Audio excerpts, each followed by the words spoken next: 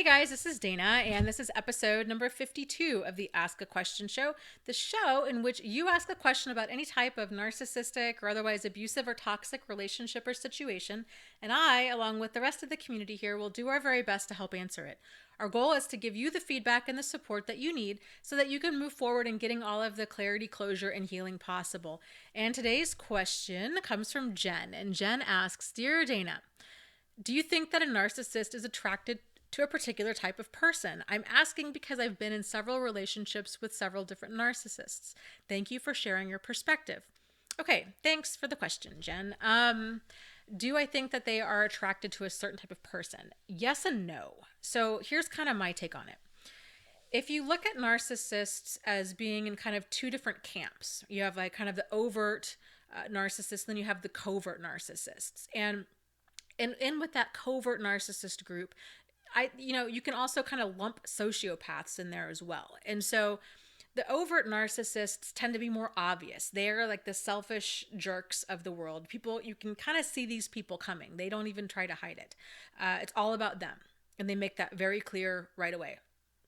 The covert narcissists are incredibly charming, and they will make it all about you right away. And so either way, it's very problematic. And so they're attracted to different kinds of people. The more overt narcissists, because it's all about them, they don't even make any bones about that. They're not necessarily trying to like outwardly like manipulate people. It's just all about them.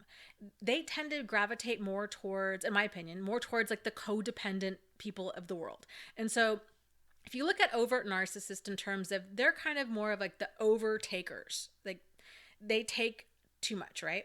And then you have the codependent people, which are more of like the over givers. And so you've got this taker and this giver in this dynamic, because you can't have two takers. You can't have that two extreme people that are all obviously all about them in a relationship. It really doesn't work. Those things tend to not last. There needs to be that balance there. The covert narcissist, it's very different. So they're not necessarily attracted to a codependent person. They really aren't even attracted to people. They are more attracted to sources of supply. And so by that, I mean like money or shelter or clothing or transportation or social status or public image. They identify what a person has, and then they're attracted to that. And that's what they target.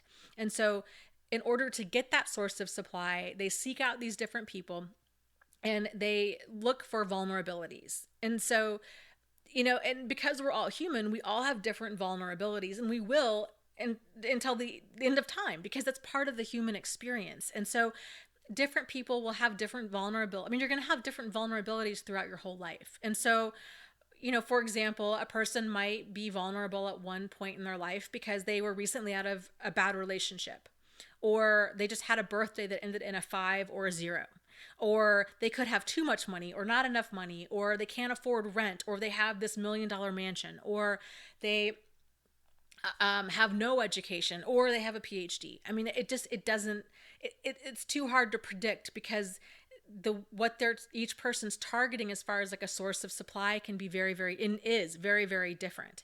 And so because they're so good at convincing and charming and luring their victim doesn't need to be codependent.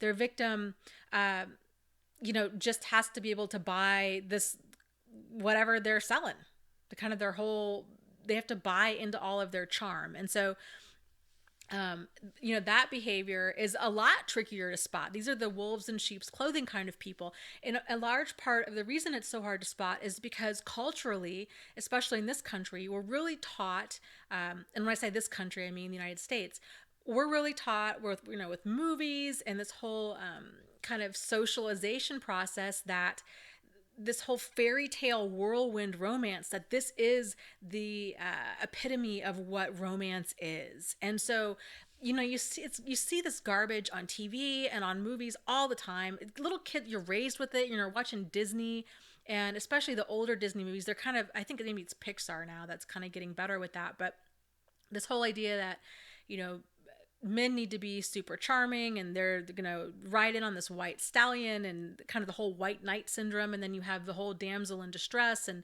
it's, very, very toxic. But there's this whole societal idea of, isn't this so wonderful? You guys have found each other's, your soulmates, and you knew this within a week. And nobody seems to think that there's some sort of massive problem with this. And there really is. And so this whole series that I've been doing on red flags of a narcissist talks about that. And so now it's sort of, this is the whole spectrum, like broad brush spectrum of problematic behavior. And so it's one of those things, because we're actually not only are we not taught the signs of problematic behavior, we're actually encouraged to be attracted to this. And so once we know better, now we can do better. And that's kind of all we can do with that. But here's kind of what I think the bigger issue is here. I am really less concerned about what they are attracted to, because it doesn't matter, because we're all going to attract a wide variety of people throughout our lives. I mean, I know from personal experience, I attract the whole range from like hobos to CEOs, right? My guess is you probably do too. And so it's not about what we attract, it's about what we are attracted to and what we allow in our lives. And so now that you're seeing this red flag series and you're seeing, okay, this is really what problematic behavior looks like. If you're finding yourself in continuing to get into these relationships with these people, it's definitely worth doing some reflecting and asking why. What about this whirlwind romance where this person wants to marry me within a month, or they want to move in, or they want to combine accounts or cell phone plans, when they really want to get our lives all tangled up quickly? Why am I falling for this? And then to really do some soul searching there as far as that goes. And with any of this, with anything in life, once we know better, then we can do better. Okay. And you probably heard the cliche of, good judgment often comes from bad judgment. And so that's how a lot of this stuff goes. A lot of us that get caught up with these people tend to be nice, normal, decent people. And we don't even realize that there are people out there in the world that are like this. And so now, once we realize this, yes, there are some like really malicious, manipulative people out in the world, then we can keep our eyes open for them. And it's one of those things. It's like a lot of us had to really learn the hard way. So I hope that answers your question. I will be really curious to see what everybody else has to say, and we'll continue the conversation down below in the comments. And as always, you guys are not alone. You are not crazy, and you really can heal from this. So take care, and I will talk to you soon. Bye.